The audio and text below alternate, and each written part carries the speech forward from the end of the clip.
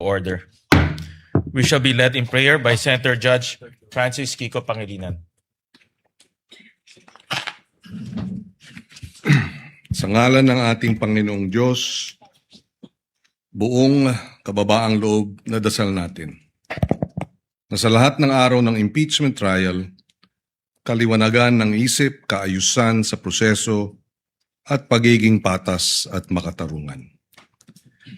Bilang mga senator judges na may pagkakataong magtanong sa mga saksi upang linawin ng mga usaping mahalaga sa paglilitis, naway magsilbing gabay sa atin ang mga salita ng Diyos.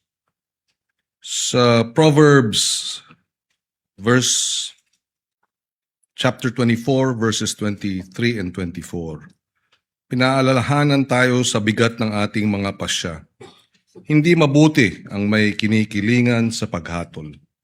Ang magsabi sa may sala na walang kasalanan ay susumpain ng mga tao at kamumuhian ng mga bansa. Ganun din sa mga hahatol doon sa walang sala ng parusa.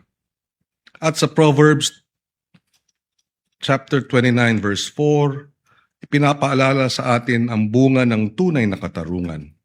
Isang bagay na matagal nang minimithi ng ating bayan. Sa pamamagitan ng katarungan, ang isang pinuno ay nagbibigay ng katatagan sa kanyang bansa. Patnubayan niyo po kami, Panginoon, dito sa aming sagradong tungkulin. Amen. Amen. The clerk of court will now call the roll.